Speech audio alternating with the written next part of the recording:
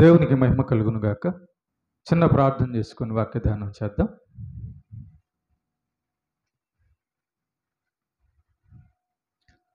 పరలోకమందున మా కన్న తండ్రి, నీ యొక్క పరిశుద్ధమైన పాదాలకు నమస్కారం తెలియచేస్తూ ఉన్నాం. మరొక వారంలో నీ మాటలు ధ్యానింప నేను పూనుకొని ఉంటుండగా నీ యొక్క వాక్యములోని సంగతులు గ్రహించున్నట్లుగా మా మనోనేత్రములను బాగుగా తెరవండి. వినగల చెవులను, గ్రహించగల మనస్సును దయచేయండి. అభ్యంతరపరచ చూచే సాతాను దురాత్మ చీకటి శక్తుల ప్రభావాన్ని తొలగించండి. నీ పక్షాన నీవు నిలబెట్టుకున్న నీ దాసునైన నేను అల్పజ్ఞుడను, పాపిని, నిష్ప్రయోజకుడను. కేవలం నీ ప్రేమ, నీ కృపచేత మాత్రమే నీవు నిలబెట్టావు. కాబట్టి మా అందరితో మాట్లాడి మా ఆత్మీయ జీవితానికి మేలు, ఆశీర్వాదం కలిగించి నీవు మహిమ పొందమని క్రీస్తు యేసు ప్రభువు పేరిట ఈ ప్రార్థన మీకు సమర్పిస్తున్నాము తండ్రి. ఆమేన్. ప్రేమైన దేవుని బిడ్డలారా, ఎవరైతే ప్రభు అయిన యేసు క్రీస్తును నమ్ముకొని ఆయన మాటలు ప్రకటిస్తూ ఉంటుండగా అలాంటి వారిని ఎవరైతే చంపుతారో, అలా యేసుక్రీస్తు నామము సువార్త నిమిత్తము చంపబడిన వారిని హతసాక్షులు అంటారు. సాక్షులు, క్రీస్తు కొరకు సాక్షులు అంటారు. కనుక హతసాక్షి అంటే యేసు ప్రభు కోసం చంపబడిన వారిని హతసాక్షులు అంటారు. గత వారంలో పగడాల ప్రవీణ్ కుమార్ అనేటటువంటి ఒక పాస్టర్ గారిని చంపేశారు. కారణము, అతను యేసు ప్రభువే నిజమైన దేవుడు అని అనేక మందికి చెబుతున్నందువలన ఆయన మాటలను ఎదిరించలేక, ఆయన చెబుతున్న విషయంలో ఓడించలేక, ఈర్ష్య ద్వేషంతో ఇతను బతుకుంటే మనం ఓడిపోతాము, ఇతను బతుకుంటే మన మతము అభివృద్ధి అవ్వదు అని కుట్ర పన్ని ఆ పాస్టర్ గారిని చంపేయడం జరిగింది. కనుక ప్రేమైన దేవుని బిడ్డలారా, యేసు ప్రభువు గురించి చెబుతుండగా చంపబడే వారి విషయంలో దేవుడి యొక్క ఉద్దేశం ఏంటి? ఆయన కాపాడొచ్చు కదా. యేసు ప్రభు గురించే కదా చెబుతుంది, దేవుని గురించే కదా చెబుతుంది. మరి ఆయన గురించే చెబుతుంటే ఆయన ఎందుకు కాపాడడం లేదు? వాళ్ళ చేతుల్లో ఎందుకు చనిపోతున్నారు దైవభక్తులు? దేవుడు ఎందుకు అలాంటి మరణాన్ని అనుమతిస్తున్నాడు? కొందరిని రాళ్లతో కొట్టుతున్నారు, చంపుతున్నారు. కొందరిని గొడ్డలతో నరుగుతున్నారు, అలా చంపుతున్నారు. కొంతమందిని పెట్రోల్ పోసి కాల్చేసి చంపుతున్నారు. కొంతమందిని కర్రలు తీసుకొని చంపుతున్నారు. కొంతమందికి విషం ఇచ్చి చంపుతున్నారు. ఇలా రకరకాలుగా దేవుడి కోసం, ప్రేమైన దేవుని బిడ్డలారా, చంపబడ్డారు. చాలామంది చంపబడ్డారు. మరి అలా వాళ్ళు చనిపోతున్నప్పుడు, చంపబడుతున్నప్పుడు అలాంటి మరణాన్ని దేవుడు ఎందుకు అలాంటి మరణం విషయంలో వారిని కాపాడడం లేదు? అసలు ఈ మరణం వెనకాల దేవుడి ఉద్దేశం ఏంటి? ఒక దేవుణ్ణి ఎరగని వ్యక్తి వచ్చి దేవుణ్ణి ఎరిగిన వ్యక్తిని చంపుతుంటే అలాంటి సందర్భంలో దేవుడు ఎందుకు కాపాడడం లేదు? ఒక విషయం గమనించాలి. దేవుడు కాపాడాలనుకున్నప్పుడు ఖచ్చితంగా దేవుడు కాపాడుతాడు. దానియేలుని సింహాల బోనులో వేసినా దేవుడు కాపాడాలనుకున్నాడు కాబట్టి కాపాడాడు. షడ్రకు, మెషకు, అబేద్నెగోలను అగ్నిగుండంలో పడేసినా దేవుడు కాపాడాలనుకున్నాడు కాబట్టి కాపాడాడు. కాబట్టి రెండు రకాలు ఉన్నాయి. దేవుడు కాపాడే విధానం ఒకటి ఉంది, దేవుడు కాపాడకుండా ఆ మరణాన్ని అనుమతించేటటువంటి విధానం కూడా ఉంది. కాబట్టి మనము రెండో విధానాన్ని మనం ఆలోచిస్తున్నాం. అదేంటంటే హతసాక్షి మరణం.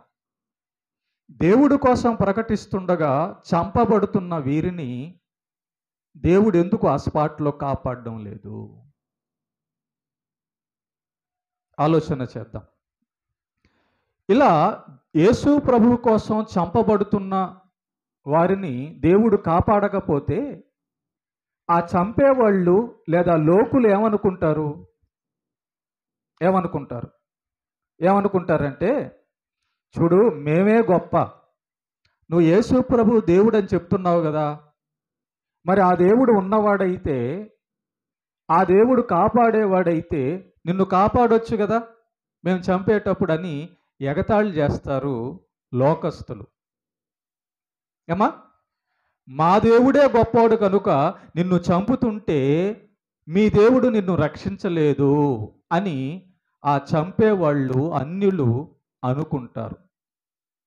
వాళ్ళు అలా అనుకుంటారు కదా. ఇదొక రకం. ఇక రెండవ రకం ఏంటంటే,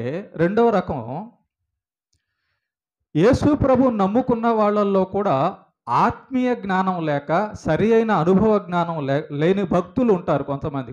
కొత్త భక్తులు, అప్పుడే నమ్ముకున్న వాళ్ళు యేసు ప్రభుని, లేక నమ్ముకొని ఎన్ని సంవత్సరాలైనా ఆత్మీయ ఫలాలు లేని భక్తులు ఏమనుకుంటారంటే, ఏంటి ప్రభువా నీ భక్తుడిని చంపుతుంటే నువ్వు కాపాడలేదేంటి? అన్యులు చూడు ఎలా ఎగతాళి చేస్తున్నారో, అన్యులు చంపారు చూడు ప్రభువా, నువ్వు ఎక్కడున్నావు, నువ్వు ఎందుకు కాపాడలేదని కొత్తగా ఉన్న అనుభవం లేని భక్తులు అనుకుంటారు. రెండో రకం. ఇక మూడో రకం ఉంటారు. మూడో రకం ఏంటి? వారు ఒక భక్తుడు, దైవ భక్తుడు తాను యేసు ప్రభు గురించి చెబుతుండగా ఎవరైనా చంపేస్తే ఆ మరణం విషయంలో వారు ఏమని అనుకుంటారంటే అది మంచికే జరిగింది అనుకుంటారు. ఎవరు వీళ్ళు? ఆత్మీయ జీవితంలో, వాక్యంలో, పరిశుద్ధాత్మ నడిపింపులో అభివృద్ధి, అనుభవ జ్ఞానం కలిగిన వాళ్ళు అట్టి మరణం గొప్పది అని చెప్పని వాళ్ళు అనుకుంటారు.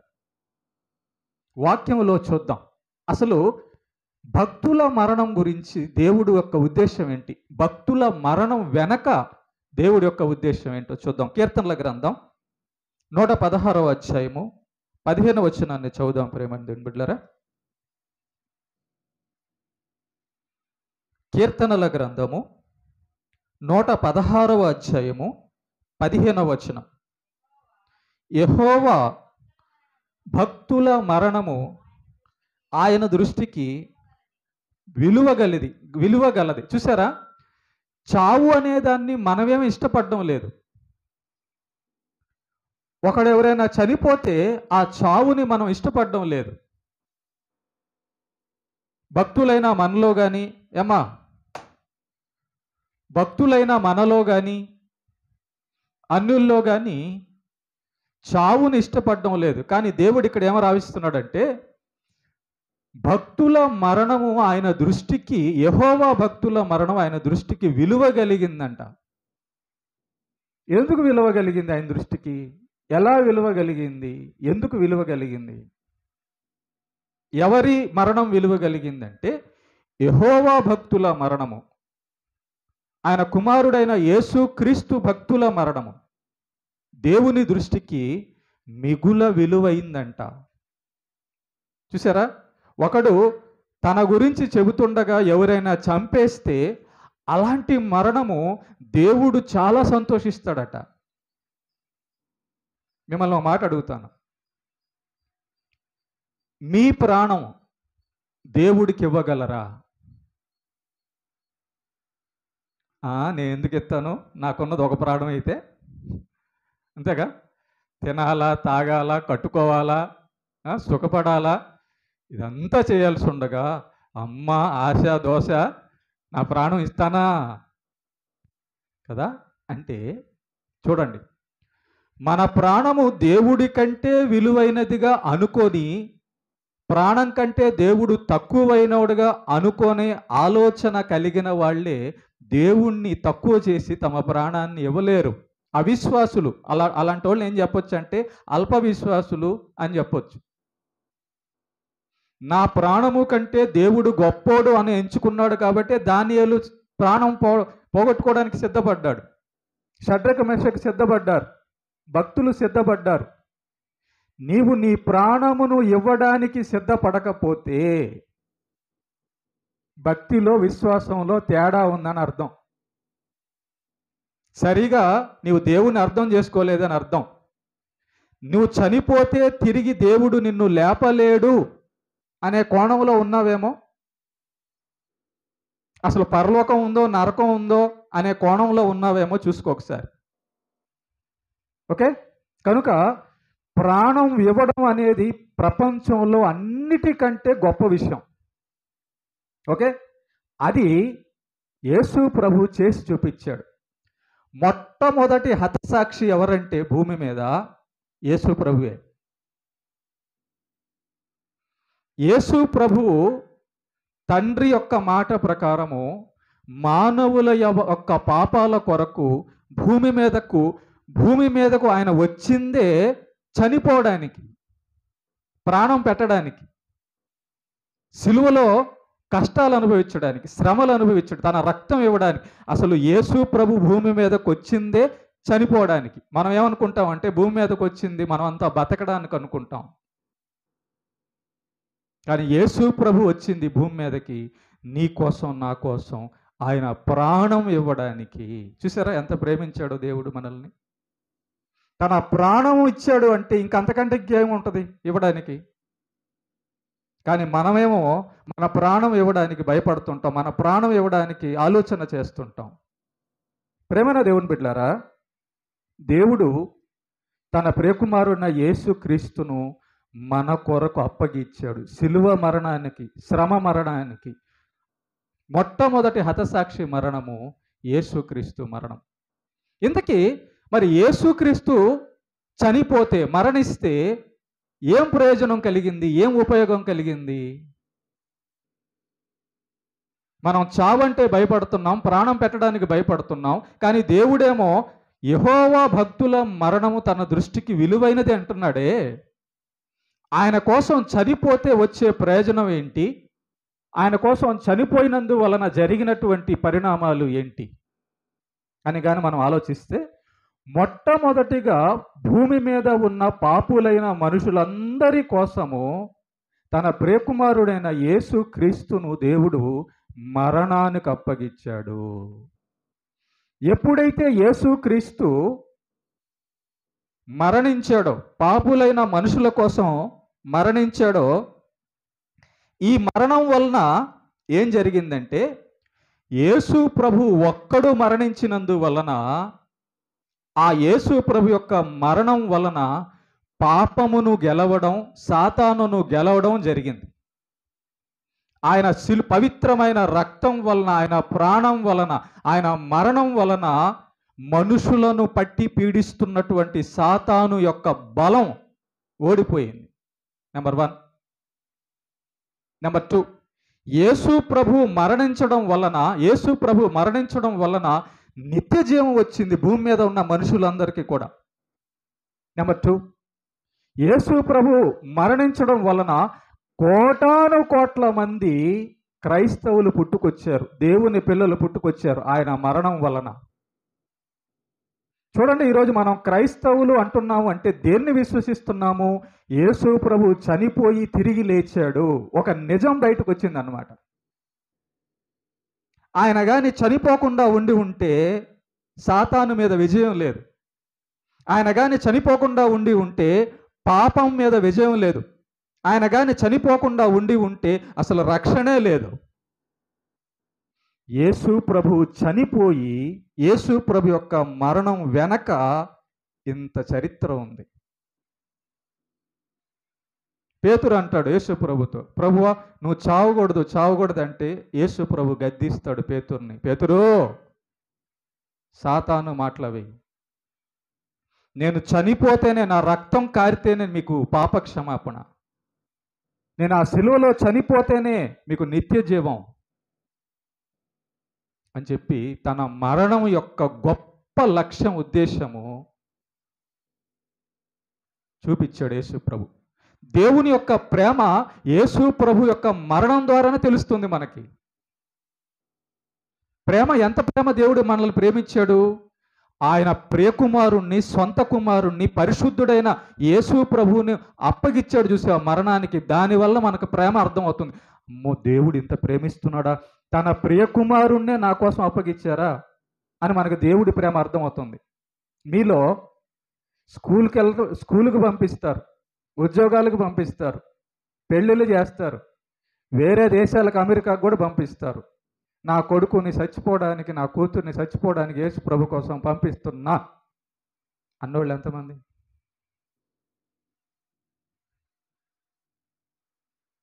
చూసారా?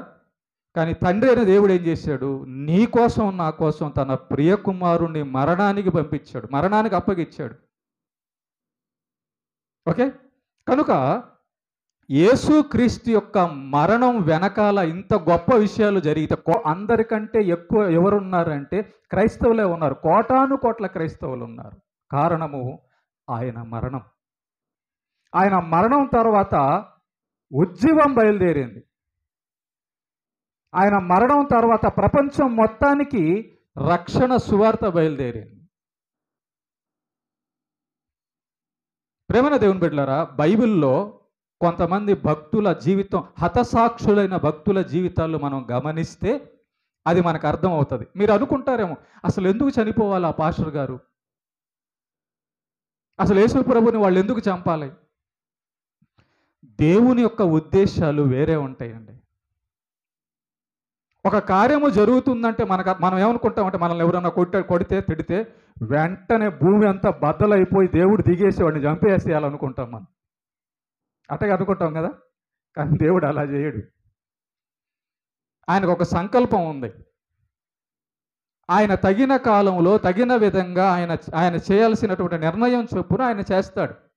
ఓకే, బైబిల్లో హతసాక్షులైన కొంతమందిని చూసి వాళ్ళు చనిపోయిన తర్వాత ఏం జరిగింది, యేసు ప్రభు చనిపోయిన తర్వాత ఇంత గొప్ప కార్యాలు జరిగాయి కదా. యోహాను సువార్త 21వ అధ్యాయము 17-19. యోహాను సువార్త 21వ అధ్యాయము 17-19 వచనాలు చదవండి ఎవరైనా. మూడవసారి అయినా యోహాను కుమారుడువైన సీమోను, నన్ను ప్రేమించుచున్నావా అని అడిగాను.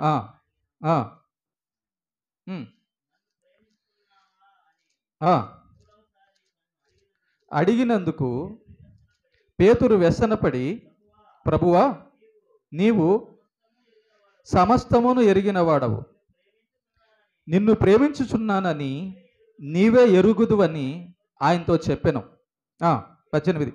యేసు, నా గొర్రెలను మేపుము, నీవు యవనుడవై ఉండినప్పుడు నీ అంతటా నీవే నడుము కట్టుకొని నీకిష్టమైన చోటికి వెళ్ళుచుంటివి. నీవు ముసలివాడవైనప్పుడు నీ చేతులు నీవు చాచుదువు.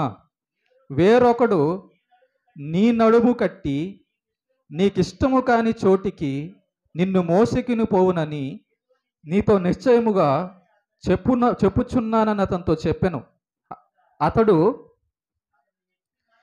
ఎట్టి మరణము వలన దేవునిని మహిమపరుచునో దానిని సూచించి ఆయన ఈ మాట చెప్పెను. ఇట్లు చెప్పి నన్ను వెంబడించమని అతనితో చెప్పాను. ఇక్కడ మనం ఒక మాట చదువుతున్నాం. ఏమనంటే, అతడు ఎట్టి మరణము వలన దేవుణ్ణి మహిమపరుచును. మరణం వలన దేవునికి మహిమ వస్తుందా? ఒక భక్తుని మరణం వలన దేవునికి మహిమ వస్తుందా? యేసు ప్రభు యొక్క మరణం వలన తండ్రి అయిన దేవునికి అనేకులు ఆరాధకులుగా, బిడ్డలుగా మారారు. మహిమ వచ్చింది. ఆయన్ని స్తుతించేవారుగా, ఆయన మహిమపరిచేవారుగా. యేసు ప్రభు యొక్క మరణము, ఆయన ప్రేమను గురించి మనకు తెలిసినప్పుడు దేవుణ్ణి స్తుతిస్తున్నాం మనం. తండ్రి, యేసు ప్రభు మరణాన్ని అప్పగించి, యేసు ప్రభును మరణానికి అప్పగించావా నా కోసం, ఎంత గొప్పవాడువయ్యా నువ్వు. దేన్ని బట్టి మనకు అర్థమైంది? తండ్రి మరణానికి అప్పగించినందువలన. అంటే మరణము వలన దేవునికి మహిమ వస్తుందా? అవును.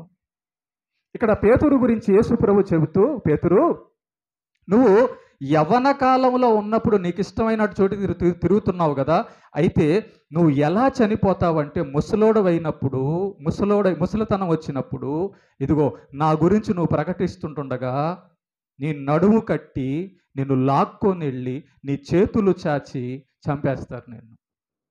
అంటే నేను ఎలాగైతే సిలువ వేయబడి చంపబడ్డానో అలాగే నీవు కూడా చంపబడతావు పేతురు అని పేతురు మరణం గురించి ముందే చెప్పాడు యేసు ప్రభు. ఇక్కడ మరణము వలన నువ్వు ఎలాంటి మరణం వలన దేవుని మహిమపరుస్తావు అంటున్నాడు. అంటే ఒక భక్తుని మరణం వలన దేవునికి మహిమ వస్తుందట. పేతుర్ని తలకిందులుగా సిలువ వేసి చంపేశారు. పేతురు తన ప్రాణాన్ని దేవుడి కోసం ఇచ్చేసాడు. ఏం గిఫ్ట్ అండి! ప్రాణం ఒక 100 రూపాయలు ఎవరన్నా ఇస్తారండి? ఒక బియ్యం బస్తా ఏది పొలం నిండా ఒక 40-50 బస్తాలు పండితే దాంట్లోంచి ఒక బియ్యం బస్తా ఇవ్వడం ఈ ప్రపంచంలో ఎవరు చేయలేని పనా? చేయవచ్చు. ఒక పూట తిండి పెట్టవచ్చు, కొంత డబ్బు ఇవ్వచ్చు, వస్త్రాలు ఇవ్వచ్చు, ఆస్తి ఇవ్వచ్చు, పొలం ఇవ్వచ్చు, ఏదన్నా ఇవ్వచ్చు. కానీ ప్రాణం పెట్టడం దాన్ని మించింది లేదు. ఈ యొక్క పేతురు గురించి ప్రభువు చెప్తూ నీ మరణం వలన దేవుడు మహిమ పొందుతాడు, నీ మరణం వలన నేను మహిమ పొందుతాను. అంటే ఒక భక్తుని మరణం వలన దేవునికి మహిమ వస్తుంది. మరి దేవునికి మహిమ వస్తుందంటే మరణం వలన అది గొప్ప భాగ్యం కదా. ఈరోజు చూడండి, ప్రవీణ్ పగడాల పాస్టర్ గారి యొక్క మరణం వలన ప్రపంచం అంతా, ఇండియా అంతా కదిలింది. 2 రాష్ట్రాల జనం అంతా కదిలిపోయింది, రాజమండ్రికి వెళ్ళారు. ఈ 2 రాష్ట్రాల్లో ఉన్న పాస్టర్లందరూ అక్కడికి వెళ్ళి నిలబడ్డారు. మరి అంతకుముందు ఎందుకు అట్లా రాజమండ్రిలో ఇసుక వేస్తే రాలనంత జనం నిలబడ్డారు, పాస్టర్లు కానీ విశ్వాసులు కానీ? ఎందుకు అంతకుముందు ఎందుకు నిలబడలేదంటే ఈ మరణం జరిగింది కాబట్టి. అంతకుముందు వీళ్ళందరూ ఎందుకు ఏకం కాలేదంటే ఆ మరణం తర్వాతే వాళ్ళు ఏకం అయ్యారు కాబట్టి. ప్రేమైన దేవుని బిడ్డలారా, కాబట్టి ఒక భక్తుని మరణం వలన దేవునికి మహిమ వస్తుందండి. ప్రేమైన దేవుని బిడ్డలారా, గుర్తుపెట్టుకోండి, ఒక భక్తుని మరణం వెనకాల దేవుని యొక్క ఉద్దేశాలు ఏమేమై ఉంటాయంటే, ఒక భక్తుని మరణం వెనకాల సువార్త విస్తరం అవుతుంది. ఒకడు చనిపోతే, ఒకడు దేవుని గురించి చనిపోతే సువార్త బయటికి వెళ్తుంది. ఆ పాస్టర్ ప్రవీణ్ గారు చనిపోవడం వలన ఆ వార్త ప్రపంచం అంతా బయలుదేరింది. దేనికోసం చనిపోవడం వలన? క్రీస్తు కోసం చనిపోవడం వలన. క్రీస్తు మాట ఉధృతంగా బయటికి వెళ్తుంది. ఏ సెల్ ఫోన్లో చూసినా, ఏ టీవీలో చూసినా, ఏ 10 మందిలో చూసినా, ఏ ఏ ఏ ఏ ఒక్క జనాంగంలో చూసినా ఈ వార్త వినబడుతుంది. ఒకటి. రెండోది, దేవుని పిల్లల ఐక్యత జరుగుతుంది. యేసు ప్రభు యొక్క మరణం వలన అపోస్తలులు 12 మంది ఎలాగైతే కలిశారో ఆయనతో, ఒక భక్తుని మరణం వలన ఇదిగో ఈ 2 రాష్ట్రాల్లో ఉన్న క్రైస్తవులందరూ కలిశారు. అంతకుముందు ఎలా ఉండేది తెలుసా? అంతకుముందు ఎలా ఉండేదంటే వాళ్ళు బాప్టిస్ట్ సంఘం, వీళ్ళు పెంతుకోస్తు సంఘం, వాళ్ళు బ్రదరన్ సంఘం, వాళ్ళు క్రీస్తు సంఘం, ఇలా ఉందా లేదా? మనకు అర్థం కాక మనలో మనమే విభేదాలు సృష్టించుకొని సాతానికి, అన్యజనులకు బలం ఇచ్చాం. ఏమండి, ఒక 20 మంది కలిసి నిలబడ్డారు అనుకోండి సపోర్ట్గా ఒక మనిషి కోసం, అవతలోడు భయపడతాడు. భూమి మీద ఏం జరిగిందంటే గుర్తుపెట్టుకోండి, ఒక భక్తుని యొక్క మరణం వెనకాల దేవుడి యొక్క ఉద్దేశాలు ఎలా ఉంటాయంటే, ఇప్పుడు మనం ఏం చేస్తున్నామంటే ఎవరికి వాళ్ళు సపరేట్గా ఉన్నాం. నన్ను ఒక్కడనే వచ్చి ఒక 2-3 కొడుతున్నారు అనుకో, నేను ఒక్కడనే ఇబ్బంది పడతా. అదే మీరందరిగా నా పక్కన ఉన్నారు అనుకో, వాడు భయపడతాడు. మరి వాడు భయపడాలంటే మీ నలుగురు చేరాలి. మీ నలుగురు చేరితే అవతలోడు భయపడతాడు. ఈ బుద్ధి ప్రపంచానికి దేవుడు కలిగించాలనుకున్నాడు పాస్టర్ ప్రవీణ్ పగడాల యొక్క మరణం ద్వారా. అంతకుముందు నుంచి కూడా ఉంది, చూపిస్తాను మీకు నేను వాక్యంలోనే.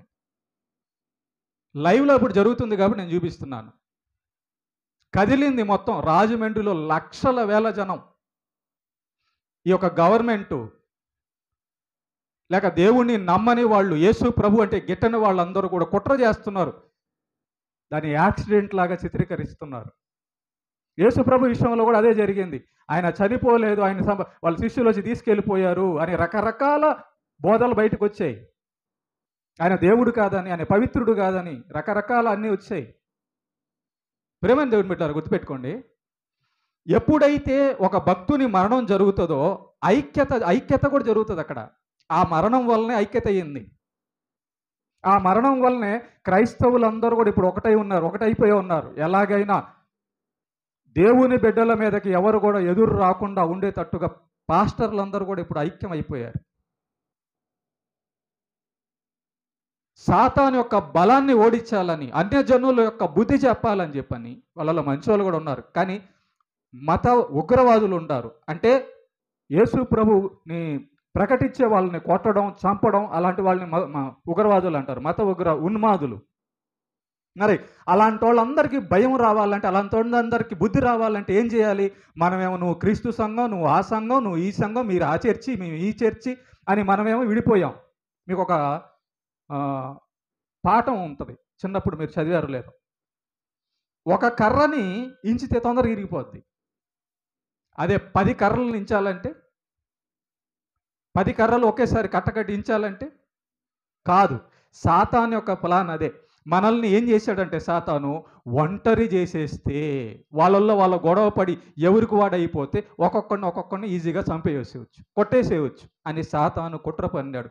ఆ కుట్ర దేవుడు చెప్తున్నాడు, అరే మీరు ఐక్యంగా ఉండాలి, సహోదరులు ఐక్యత కలిగి నివసించుట ఎంతో మేలు, ఎంతో మనోహరము, ప్రేమ కలిగి ఉండడని దేవుడు చెప్తే మనం ఏం చేసాం? నువ్వు ఆ చర్చి, నేను ఈ చర్చి. సరే, మన కుటుంబం లోపల ఎన్ని గొడవలన్నా ఉండొచ్చు, కానీ ఎవరన్నా మన మీదకి వస్తే కుటుంబం అంతా కలిసి వాడి మీదకి వెళ్ళామనుకో, వాడు భయపడతాడు, ఇంకోసారి రాడు. కానీ మనం ఏం చేస్తున్నాం? ఆ చర్చి పాస్టర్ని కదా అనింది, మమ్మల్ని కాదు కదా. రేపు నీ మీద కూడా వస్తాడు, రేపు నిన్ను కూడా కొడతాడు. అప్పుడు ఈ చర్చి పాస్టర్ రాడుగా. ఈ చర్చి పాస్టర్ రాడు. ఎందుకంటే నన్ను కొట్టేటప్పుడు, మా ఇంటి మీదకి వచ్చేటప్పుడు మీరెవరు రాలేదు కదా. మరి మీకు తగాదాలు జరిగితే, మీ ఇంట్లో ఎవరైనా జరిగితే నేను ఎందుకు వస్తాను? అదే నన్ను కొట్టేటప్పుడు, నా మీదకి ఏదైనా జరిగేటప్పుడు మీరందరూ వచ్చి నిలబడ్డారు అనుకో, ఎందుకు మా పాస్టర్ గారిని ఇట్లా చేశారని నిలబడ్డారు అనుకో, రేపు నేను కూడా నిలబడతాను, వాళ్ళకు కూడా భయం ఉంటుంది. దేవుడు అదే తెలియజేయాలనుకుంటున్నాడు. ఒక భక్తుని మరణం ద్వారా, రే మీరందరూ నా బిడ్డలు అయ్యి ఉండి ఏందరు ఇట్లా విడిపోయారు, ఏంది పాస్టర్లు చర్చిల పేరుతో విడిపోయారు, సంఘస్థులు విశ్వాసులు డినామినేషన్లతో విడిపోయారని మీరందరూ ఒక్కట్రా అని చెప్పడానికే ఆ మరణాన్ని దేవుడు అనుమతిస్తాడు. మీరందరూ కలిసి ఉండాలి. మీరందరూ కలిసి ఉంటేనే సాతాన్ని గెలవగలరు. మీరందరూ కలిసి ఉంటేనే అన్యజనులు యేసు ప్రభు యొక్క నామాన్ని దూషించి అన్యజనులకు బుద్ధి వస్తుంది, భయం వస్తుంది, ప్రభుత్వాలు దిగొస్తాయి, ముఖ్యమంత్రి దిగొస్తాడు, పోలీస్ దిగొస్తాడు. మీరందరూ కలిసి ఉంటేనే. అదే ఒక్కడిగానే వెళ్ళావనుకో పోలీస్ స్టేషన్కి, నిన్ను ఎవడో లెక్క చేయడు, కొట్టనోడు కొడతాడు, జైల్లో అయినా వేసేస్తాడు. అదే 100 మంది పోలీస్ స్టేషన్కి వెళ్తే సిఐ కానీ ఎస్ఐ కానీ భయపడతాడు, అమ్మో ఏది ఇంతమంది వచ్చారని. ఐక్యత. ఒక భక్తుని మరణం వలన దేవుడు భూమి మీద ఉన్న వాళ్ళకి బుద్ధి నేర్పిస్తాడు. కలిసి ఉండండిరా, మీరు కలిసి ఉంటేనే ఆ చెడ్డోడిని ఎదిరించగలరు. ఆయనకు పెద్ద లెక్క కాదు. ఇప్పుడు ఆ పాస్టర్ ప్రవీణ్ పగడాల గారిని చంపే వాళ్ళని ఆయన చంపడం 1 నిమిషం పట్టదు. 1 నిమిషం గుండె ఆపాడంటే అయిపోద్ది వాళ్ళ పని. కానీ ఎందుకు అనుమతి ఇచ్చాడు? మనకు బుద్ధి నేర్పించడానికి. నీ ఇంట్లో పేదరికం ఉంది, మిగతా వాళ్ళందరూ ఫుల్గా తింటున్నారు, అదేంటది? నీకు బాధ లేదా? మిగతా వాళ్ళకి బాధ లేదా? మీ ఇంట్లో కష్టం వస్తే సహాయం చేయాలని అనిపించదా? అదే మీ ఇంట్లో వస్తుంది, అప్పుడు నువ్వు అంటావుగా నాకెవరు సహాయం చేయలేదా. ఈ పాఠం నేర్పించడానికే మనలో ఐక్యత లోపించింది, ప్రేమ లోపించింది. కాబట్టి అలాంటి మరణాలు అనుమతిచ్చి అందరూ కలిసి ఏకమవ్వండి, సాతాను మీ మీదకు వచ్చినప్పుడు వాడిని ఎదిరించండి అని చెప్పడానికే దేవుడు ఇలాంటి మరణాలు అనుమతిస్తాడు. మూడవది ఇందాక నేను చెప్పాను, దేవుని మహిమ ఘనత. అంటే ఇంత వేల మంది, లక్షల మంది యేసు ప్రభు కోసం వస్తుంటే వాళ్ళు ఏమనుకుంటారు? అమ్మో ప్రపంచం అంతా, ఇంకో విషయం ప్రపంచంలో ఎక్కువ శాతం యేసు ప్రభువుని నమ్మిన క్రైస్తవులే ఉన్నారు. అమెరికా కానీ ఇతర దేశాల్లో కూడా, మన ఇండియాలోనే తక్కువ కానీ ఉన్నారు కానీ తక్కువ శాతం. మిగతా ప్రపంచ దేశాలు మొత్తంలో కూడా క్రైస్తవులే ఎక్కువ మంది. ఒక్క అమెరికా కానీ తలుచుకుందంటే మన ఇండియాలో జరుగుతున్న ఈ అరాచకాలన్నీ కూడా మూయించేయగలదు. ప్రపంచంలో ఎంతోమంది ఉన్నారు, వాళ్ళందరూ కలుసుకొని క్రైస్తవుల మీద దాడిని ఆపాలనుకుంటే ఒక్క నిమిషం పట్టదు. కాబట్టి ఆ దేవుడు అది కోరుకుంటున్నాడు. అమ్మా, వీళ్ళు నమ్ముకున్న దేవుడు ఇంత గొప్పోడా, మనం స్తుతిస్తుంటే, మనం మహిమపరుస్తుంటే, మనం ప్రాణం అప్పగిస్తుంటే, ప్రాణం ఇచ్చేంత ఆయన గణపరుస్తుంటే ఆయనకి మహిమే కదా. ఇంత గొప్పోడా వాళ్ళ దేవుడు, ప్రాణం కూడా ఇచ్చేస్తున్నారు.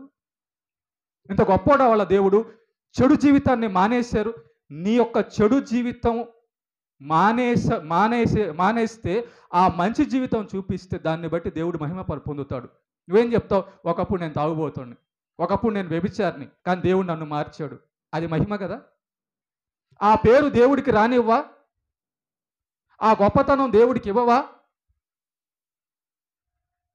కాబట్టి మూడోదిగా, ఒక భక్తుని మరణం వలన మహిమ వస్తుంది. తర్వాత నాలుగోదిగా, చనిపోయిన వ్యక్తిని దేవుడు ఘనపరచుట. అతి మరణం పొందువారు ప్రత్యేక స్థానం పొందుతారు. గుర్తుపెట్టుకోండి. దేవుడి కోసం, యేసు ప్రభువు కోసం ఎవరైనా చనిపోతే, యేసు ప్రభు సువార్త చెబుతుండగా ఎవరైనా చనిపోతే, అలా చనిపోయిన హతసాక్షులకు పరలోకంలో ప్రత్యేక స్థానం ఉంటుంది. చూస్తారా? చూడండి, ఆ మాట ఉంటుంది. ప్రకటన గ్రంథం 20వ అధ్యాయము 4వ వచనం. ప్రకటన గ్రంథము అంతటా సింహాసనములను చూచి తిని, వాటి మీద ఆసీనులై ఉండు వారికి విమర్శ చేయుటకు అధికారం ఇవ్వబడెను.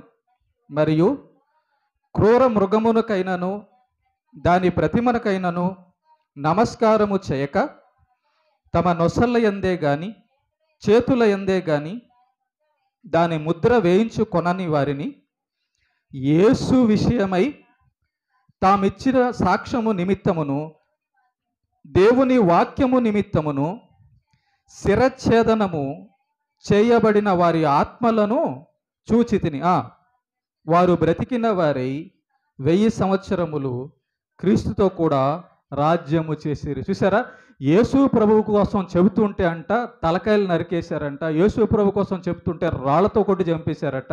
యేసు ప్రభు కోసం చెప్తుంటే గొడ్డలతో నరికేసి చంపేశారంట. యేసు ప్రభు గురించి చెప్తుంటే కాల్చేసి చంపేశారట. ఇలా రకరకాలుగా యేసు ప్రభు కోసం చంపబడిన వాళ్ళు ప్రత్యేక స్థానంలో ఉంటారు. ఏంటి ఆ స్థానం అంటే, యేసు ప్రభుతో పాటు రాజ్యం చేస్తారు. మీకు ఒక చిన్న ఉదాహరణ చెప్తా. ముఖ్యమంత్రి అంటే ఈ లోకంలో గొప్పే కదా. రాజు అంటే ఈ లోకంలో గొప్పే కదా. ఎందుకు గొప్ప? ఆ ముఖ్యమంత్రి చేతిలో అధికారాలు ఉంటాయి. అతను ఏం చేయాలన్నా చేయగలడు. ఏమని? అలాంటి అధికారం ఉంటుంది. అందుకే అధికారం కోసం రకరకాల గడ్డి తిని ఆ ముఖ్యమంత్రి సీటు కోసం, ఎమ్మెల్యే సీటు కోసం, పోలీస్ సీటు కోసం, జడ్జి సీటు కోసం ప్రాకులాడుతుంటారు. అధికారం ఉంటే డబ్బు వస్తుంది, అధికారం ఉంటే ఏదైనా చేయొచ్చని. ఇక్కడ యేసు ప్రభు నిమిత్తము చంపబడిన వారి యొక్క ప్రత్యేక స్థానం ఏంటంటే, యేసు ప్రభుతో పాటు వారు కూడా తీర్పు తీరుస్తాడు. యేసు ప్రభుతో పాటు అధికారం చేస్తారు వాళ్ళు. పరలోకంలో యేసు ప్రభు కోసం చనిపోయిన వారి స్థానం మొట్టమొదట ఉంటుంది. ఫస్ట్ లిస్టు పైన ఉంటారనమాట. తరగతులు అన్నమాట. ఫస్ట్ లిస్ట్లో ఉంటారు. ప్రథమ స్థానం యేసు ప్రభు పక్కన వాళ్ళే కూర్చునేది. యేసు ప్రభు పక్కన ఎవరు కూర్చుంటారు? 11 గంటలకు వచ్చేవాళ్ళ 10 గంటల చర్చ అంటే కూర్చుంటారా? కూర్చోరు. ముఖ్యమంత్రి పక్కన కూర్చోవాలంటే, ప్రధానమంత్రి పక్కన కూర్చోవాలి, నిన్ను కూర్చోబెడతాడా? దానికి ఒక ప్రత్యేక హోదా ఉండాలి, ప్రత్యేక స్థానం ఉండాలి. ఇప్పుడు చెప్పు, నువ్వు యేసు ప్రభు పక్కన, సింహాసనం పక్కన కూర్చోవాలంటే నువ్వు ఎలా ఉండాలో చెప్పు. నువ్వు ఏం చేస్తుంటే యేసు ప్రభు తన పక్కన నిన్ను కూర్చోబెట్టుకుంటాడు. ఇంకొక విషయం చెప్తాను. అమ్మా నాన్నలు బిడ్డలను తమ గుండెల మీద పెట్టుకుంటారు. అమ్మా నాన్నలు తమ కూర్చున్నప్పుడు తమ పక్కనే కూర్చోబెట్టుకుంటారు. పాప అయినా లేకపోతే బాబు అయినా కానీ. ఏంటి ఆ స్థానం వాళ్ళకి? కూతురు కొడుకు కాబట్టి.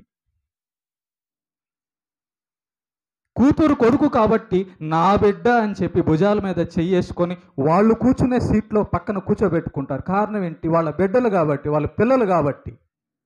నువ్వు ఎప్పుడు పిల్లోడు అవుతావు? నువ్వు ఎప్పుడు కూతురు అవుతావు? యేసు ప్రభుకి ఆయన కోసం ప్రాణం ఇస్తే నువ్వు బిడ్డ అవుతావు. ఆయన చెప్పిందల్లా చేస్తుంటే నువ్వు బిడ్డ అవుతావు. ఆయన కోసం ప్రాణం ఇస్తే అప్పుడు ఆయన పక్కన కూర్చోబెట్టుకుంటాడు. అపోస్తలుల కార్యము 7వ అధ్యాయము 54 నుంచి చదువుదాం. స్టెఫెన్ గారు యేసు ప్రభు గురించి చెబుతూ హతసాక్షి మరణం పొందుతున్నాడు. ఇక్కడ రాళ్లతో కొట్టబడి చంపుతున్నాడు. వారు ఈ మాటలు విని కోపముతో మండిపడి అతనిని చూచి పండ్లు కొరికిరి. అయితే అతడు పరిశుద్ధాత్మతో నిండుకొనిన వాడై ఆకాశం వైపు తేరి చూచి దేవుని మహిమను, యేసు దేవుని కుడిపార్శ్వమందు నిలిచి ఉండుటను చూచి ఆకాశము తెరవబడుటయు మనుష్య కుమారుడు దేవుని కుడిపార్శ్వమందు నిలిచి ఉండుటయు. ఇక్కడ ఒక మాట చెప్తానండి. యేసు ప్రభు నించో ఉన్నాడా కూర్చో ఉన్నాడని రాయబడింది ఇక్కడ మనం చదివిన వచనంలో యేసు ప్రభు నించో ఉన్నాడా కూర్చో ఉన్నాడని రాయబడిందా? ఏమా? నిలచి ఉండుట. సింహాసనం లేదా ఆయనకి? మరి ఎందుకు నించున్నాడు? ఇదిగో బిడ్డ రాబోతున్నాడు. తన కోసం, తన నామము కోసం, ఆయన నామము కోసం సువార్త చేస్తుంటే ప్రాణాన్ని సైతం లెక్క చేయకుండా ఆయన కోసం ప్రకటింపబడే, రాళ్లతో కొట్టబడే స్టెఫను తన వద్దకు రాబోతున్నాడు. అందుకే దేవుడే, యేసుక్రీస్తు ప్రభు అయిన దేవుడే సింహాసనంలో నుంచి పైకి నించున్నాడట. కూర్చున్నవాడు లేచి నించున్నాడు. నా బిడ్డ ఎంత గౌరవం అండి దేవుడికి తన బిడ్డలంటే. తన కోసం ప్రాణం ఇచ్చేవాళ్ళంటే ఎంత ప్రేమ, ఎంత గౌరవం చూడండి. ప్రధానమంత్రి కూర్చొని లెగవడు. ఏంట? ఒక సిఐ లెగవడు, ఒక ఎంఆర్ఓ లెగవడు. నువ్వు ఎప్పుడన్నా ఎంఆర్ఓ దగ్గరికి వెళ్ళినప్పుడు సార్ ఏంటి సార్ వచ్చారు అని అంటాడు ఎవడన్నా? అన్నారు ఎప్పుడన్నా? అనరు. ముఖ్యమంత్రి సీట్ దగ్గరికి వెళ్ళినప్పుడు సార్ ఏంటి సార్ వచ్చారని అంటారా? అనరు. వాళ్ళు కూర్చొని ఉంటారు, కాళ్ళ మీద కాళ్ళు వేసుకొని. ఏందయ్యా చెప్పు, ఏమ్మా చెప్పు. కానీ యేసు ప్రభు చూడండి, కోటాను కోట్ల దేవదేవతల చేత స్తుతింపబడుచున్న ఆ ప్రభువు, సర్వశక్తిమంతుడు, పరిశుద్ధుడైన ఆ దేవుడు ఒక మానవుడైన స్టెఫను తన కోసం చనిపోతూ వస్తూ ఉంటే లేచి నించున్నాడండి దేవుడు, యేసు ప్రభు. అది యేసు ప్రభు యొక్క గుణం. ఎందుకు? గొప్ప భాగ్యం అది. ఆయన కోసం నా కోసం చనిపోతున్నాడు ఆ బిడ్డ స్టెఫెన్ గారు అని చెప్పి ఆయన యేసు ప్రభు లేచి నించున్నాడు. గొప్ప భాగ్యం అండి యేసు ప్రభు కోసం చనిపోవడం అంటే, మామూలు విషయం కాదు. దేవుడి దృష్టిలో ఆయన కూర్చుంటే ఆయన పక్కన సీట్లు ఎవరికి ఉంటాయో తెలుసా? ఆయన కోసం ప్రాణం పెట్టిన వాళ్ళకే ఆ సీట్లు దక్కుతాయి. ప్రవీణ్ పగడాల గారు కూడా ఆ లైన్లో కూర్చొని ఉంటారు. ఇప్పుడు నీకు కూడా అవకాశం ఉంది, నాకు కూడా అవకాశం ఉంది ఆ లైన్లో కూర్చోడానికి. ఓకే, ఇంకొక వ్యక్తిని కూడా చూపిస్తాను చూడండి. ఇంకో వ్యక్తిని చూపిస్తాను. అదే అపోస్తలుల కార్యం చూడండి ఒకసారి.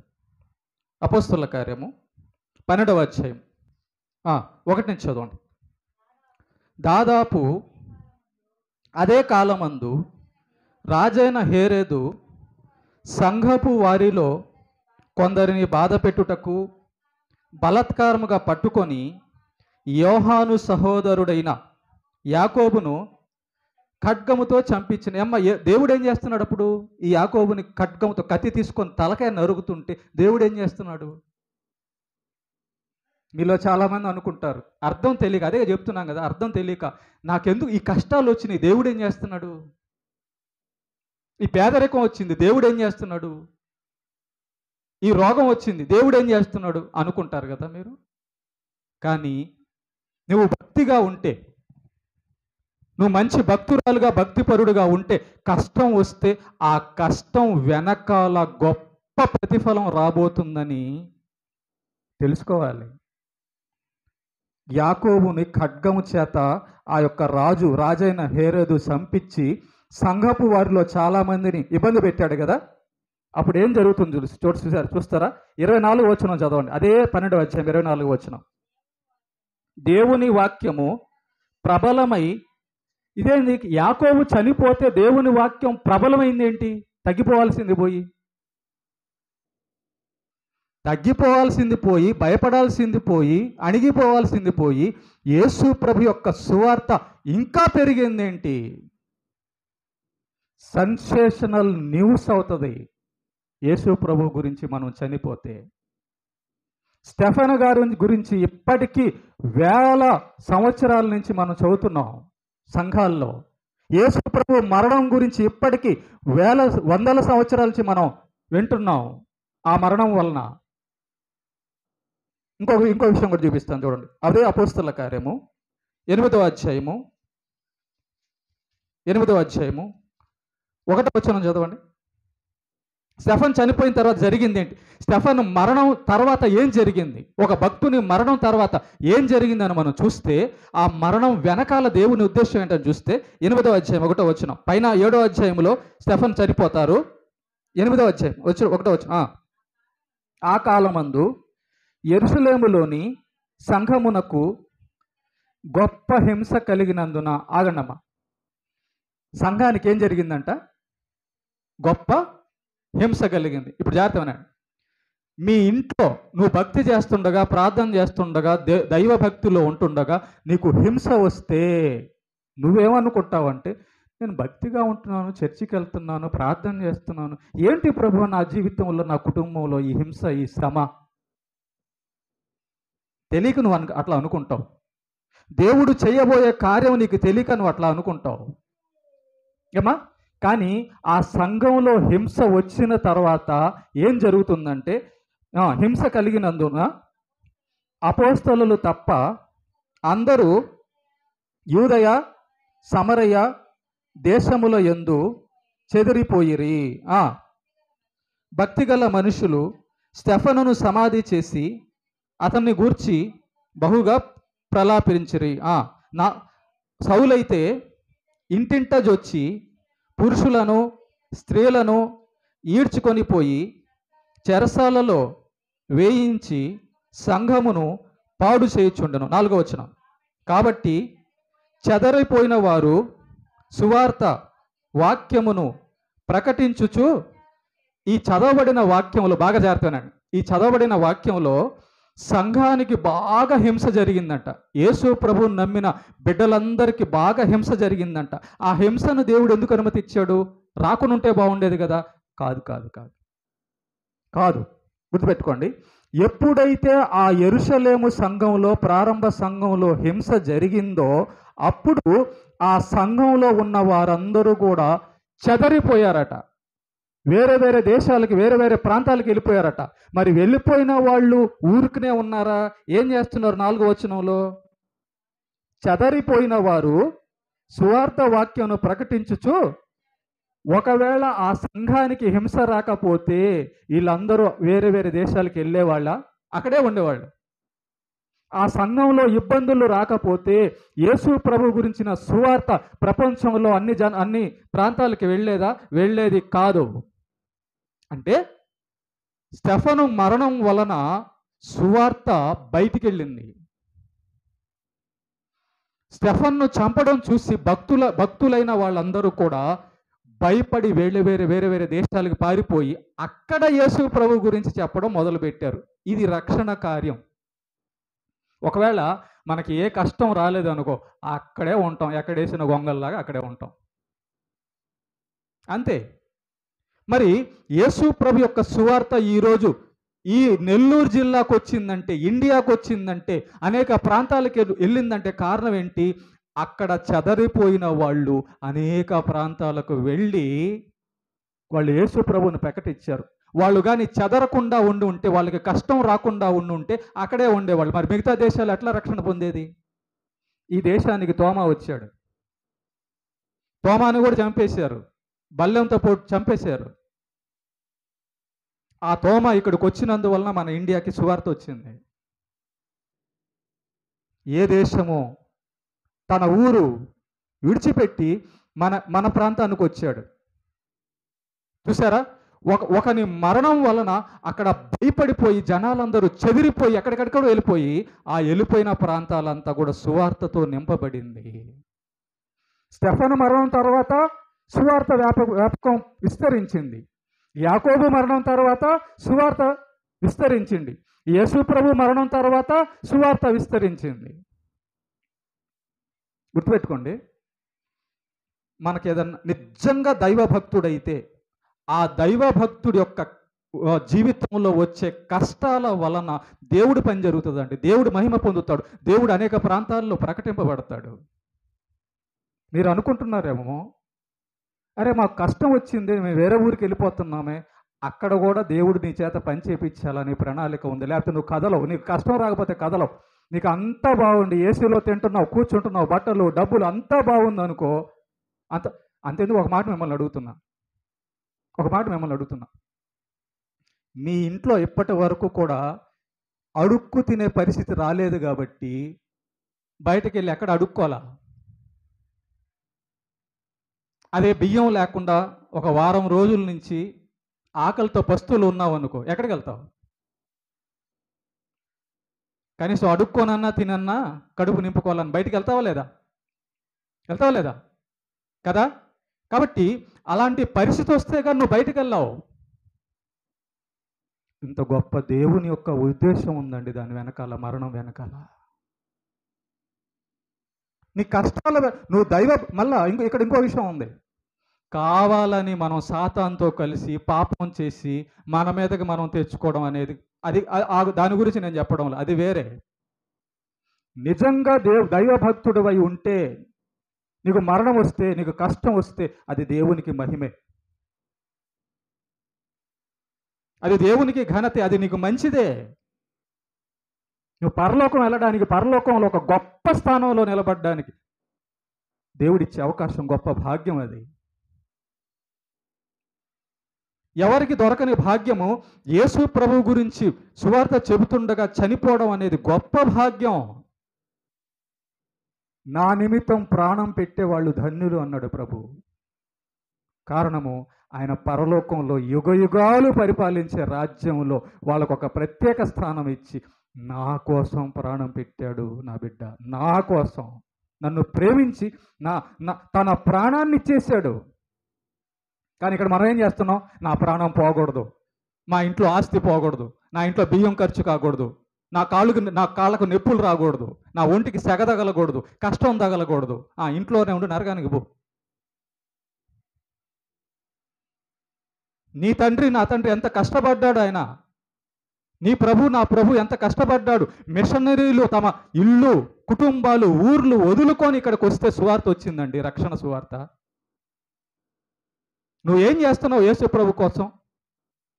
ఎక్కడోళ్ళు అక్కడ ఇదైపోయారు, ఎక్కడోళ్ళు అక్కడ మందిరానికి వచ్చి మాకు సుఖం, మాకు డబ్బు, మాకు రోగం తగ్గ, ఇంతేగాని నిజంగా 4 ఆత్మలు రక్షిద్దాం, మన ఆస్తులు పోగొట్టుకుందాం, మన ప్రాణం పోగొట్టుకుందాం, నలుగురికి దేవుని గురించి చెప్దాం, కష్టమైన నష్టమైన దెబ్బలు తిన్నా అనారోగ్యమైన ఏమైనా కూడా ప్రభు అక్కడ ఉన్నాడు, మంచి జీవితం అక్కడ ఉంది అని బయటకి సువార్తకి వెళ్ళే వాళ్ళు ఎంతమంది అండి? అసలు నీలోంచి సువార్త వెళ్తుందా? సువార్త నీలోంచి వెళ్తుందా? నువ్వు చిక్కుకోపోయి ఉన్నావు కుటుంబంలో, డబ్బులో, పనిలో, అనారోగ్యంలో, రోగం వచ్చేసి మరణదినం వచ్చి బెడ్ మీద ఉన్నప్పుడు ఎక్కడికి వెళ్తావు సువార్తకి? అప్పుడు దేవుడికి ఏం మహిమ తేగలవు నువ్వు? నీ కోసం ప్రాణం పెట్టిన దేవుడు యేసు ప్రభు రేపు అడుగుతాడు, నా కోసం ఏం చేసావు భూమి మీద? నీ కోసం నేను ప్రాణం పెట్టా, నీ కోసం నేను సిలువ మోసా, నీ కోసం నేను కన్నీళ్ళు కార్చా, నీ కోసం ముళ్ళ కిరీటం గుచ్చుకున్నా, నీ కోసం బళ్ళెం పోటు గుచ్చుకున్నా, నీ కోసం కాళ్ళకు చేతులకు మేకులు కొట్టుకున్నా, పరలోకము మహిమ వీడి భూలోకానికి నీ కోసమే దిగొచ్చా. ఒక పశువుల పాకులో నేను తొట్టులో పడుకున్నా, నీ కోసమే. నా కోసం ఏం చేసావు చెప్పు? ఏం చెప్తావు అప్పుడు? చెప్పడానికంటే ఏమి? సూపర్ మరణం అండి ప్రవీణ్ పగడాల గారిది, సూపర్. నేను అదే కోరుకుంటా. నేను యేసు ప్రభు గురించి చెబుతుండగా ఎవడన్నా వచ్చి నరికేస్తే దేవునికి స్తోత్రం. నేను యేసు ప్రభు గురించి చెప్తుంటే ఎవరన్నా కొడితే దేవుని స్తోత్రం. జరుగుతున్న పరిణామాలన్నీ మరణం అంటే దేవుడి ఉద్దేశంలో జయం వస్తుంది. మరణం అంటే వాక్యం విస్తరణ వస్తుంది. మరణం అంటే ఐక్యత వస్తుంది. మరణం అంటే దేవుడికి మహిమ వస్తుంది. గుర్తుపెట్టుకోండి, ఒక భక్తుడు కరెక్ట్గా కానీ దేవుడి కోసం యేసు క్రీస్తే నిజమైన దేవుడు అని చెబుతుంటే ఖచ్చితంగా వాడి చుట్టూ శ్రమలు అంటుకుంటాయి. బైబిల్లో ఏ భక్తుడు కూడా ఒకచోటే స్థిరంగా నిలబడి జీవితకాలం దైవభక్తి చేసినట్టు చరిత్ర బైబిల్లో లేదు. అబ్రహాము తన సొంత ఊరు విడిచి వచ్చేసాడు, అక్కడి నుంచి ఇంకొకరి దగ్గరికి వచ్చాడు. లోతు సొంత ఊరు విడిచి వచ్చేసాడు. నోవహు సొంత ఊరు విడిచి ఇంకొక దగ్గరికి వచ్చాడు. దావీదు సొంత ఊరు విడిచి ఇంకొక దగ్గరికి వచ్చాడు. పౌలు సొంత ఊరు విడిచి ఇంకో దగ్గరికి వచ్చాడు. పేతురు సొంత ఊరు విడిచి ఇంకో దగ్గరికి వచ్చాడు. అపోస్తలులు సొంత ఊరు విడిచి ఇంకో దగ్గరికి వచ్చాడు. నువ్వు భక్తిగా ఉంటే నిన్ను ఉంచరు, కొట్టడానికి చంపడానికి ట్రై చేస్తారు. అప్పుడు పారిపోవాలిగా. పారిపోతూ ఇంకో స్థలానికి వెళ్ళి సువార్త చేస్తావు. అది దేవుని యొక్క ఉద్దేశం. నువ్వు చనిపోతే నష్టం ఏం లేదు, మళ్ళీ ఆయన బతికిస్తాడు. కానీ నువ్వు ఉపయోగపడకపోతే, దేవుడికి ఉపయోగపడకపోతే, సువార్త తెలియచే నీకే కదా యేసు ప్రభువు నిజమైన దేవుడు అని తెలుసు. మరి ఎవరు చెప్తారు? సువార్త ఎవరు చేస్తారు? నరకానికి వెళ్ళిపోయే ఆత్మల కోసం ఎవరు బలైపోతారు? యేసు ప్రభువు బలయ్యాడు, అపోస్తలులు బలయ్యారు. మరి నువ్వేం చేస్తావు? కూర్చొని నయ్యా అన్నం పెట్టు, డబ్బులి అని చెప్పి ప్రార్థన చేస్తావా? అంతేనా? ఏం అర్థమైంది త్యాగం నీకు? కాబట్టి ప్రేమైన దేవుని బిడ్డలారా, పాస్టర్ ప్రవీణ్ పగడాల గారి యొక్క మరణం వెనక దేవుని ఉద్దేశం ఏముందంటే క్రైస్తవులందరూ ఏకం క్రైస్తవులకి పౌరుషం రావాలి. నా దేవుని మీదకి సాతాను వస్తున్నాడా? నా దేవుని మీదకి అన్యజనులు తిరుగుతున్నారా? కలిసికట్టు అవ్వండి. చంపుతారు, రెడీ అవుతుంది మన దేశంలో. పాస్టర్లను చంపడానికి మొత్తం టార్గెట్ పెట్టారు. నన్నైనా చంపొచ్చు, ఇంకెవరైనా చంపొచ్చు. తర్వాత ఎవరు చెప్పేవాడు ఎవడు ఉండడు. మీకు ఇలా చెప్పేవాడు ఎవడు ఉండడు. ధైర్యంగా మైకులో ఇలా చెప్పేవాడు ఎవడు ఉండడు. మేము చావుకైనా సిద్ధపడి వాళ్ళం. ఎందుకు వస్తున్నాను?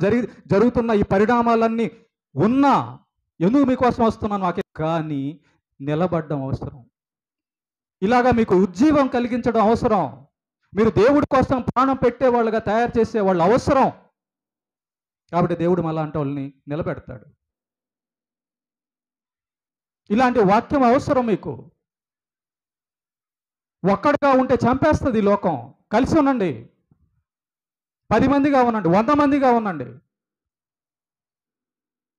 ప్రేమ లేకపోతే సాతాను వెడగొట్టేస్తాడు. ఆ పాఠం నేర్పించాలనే దేవుడు ఆ మరణం అనుమతి ఇచ్చాడు. ఇలాంటి ఎంత గొప్ప భాగ్యం ఉందనే దేవుడు అలాంటి మరణాన్ని అనుమతిస్తాడు. ఇక నుంచైనా దేవుని నామాన్ని బట్టి అతడు నా ప్రభు యొక్క బిడ్డ, ఆమె నా యొక్క ప్రభు బిడ్డ అని కలిసి ఉన్నాడు. కలిసి ఉంటే ఎవడు మిమ్మల్ని టచ్ చేయలేవు. 10 ఇళ్ళలు కాలి ఒకసారి వచ్చారనుకో, 10 ఇళ్ళల మంది ఒకసారి వచ్చాడు అనుకో, ఎవడు కొడతాడు మిమ్మల్ని? ఎవడు తిడతాడు మీ మీదకి? ఒంటరై పోరాడుతుంటేనే వాడు వచ్చి మిమ్మల్ని కొట్టగలడు. అవునా కదా? కలిస్తే ఈ బుద్ధి రావాలి అని దేవుడు ఇలాంటి పరిస్థితులు అనుమతిస్తాడు. ఎక్కడైనా చనిపోతే జనాలందరూ కూడా, ఆ బంధువులందరూ కూడా వెంటనే ఫోన్ వెళ్ళిపోయి టెంట్ వేసి ఆ టెంట్ కింద వాళ్ళ బంధువులు మొత్తం కూడా ఆ రోజు కూర్చుంటారా లేదా? అప్పుడు తెలుస్తుంది వాళ్ళకి ఎంతమంది బంధువులు ఉన్నారో. అప్పుడు తెలుస్తుంది వాళ్ళ వాళ్ళ వాళ్ళ వాళ్ళ కుటుంబం ఎంత పెద్దదో. ఎప్పుడు? చనిపోయినప్పుడు. అదే నీకు కష్టం వచ్చినప్పుడు ఆ కుటుంబం అంతా నిలబడితే, ఆ కుటుంబం అంతా కలిసి ఉంటే. ఈ పాఠం దేవుడు మనకు నేర్పించాలని కొన్ని పరిస్థితులు జరుగుతాయి దైవభక్తుల జీవితాల్లో. నిలబడదాం స్టెఫన్ లాగా. నష్టం ఏముంది? చనిపోయాడు, ప్రభువుని చూశాడు, వెళ్ళిపోయాడు పరదేశికి. ఏం నష్టం ఏముంది? ఓకేనా? కనుక హతసాక్షి మరణం వెనకాల దేవుని యొక్క ఉద్దేశం ఇంత గొప్పగా ఉంది. అర్థమైంది అందరికీ? దేవునికి మహిమ కలుగును గాక.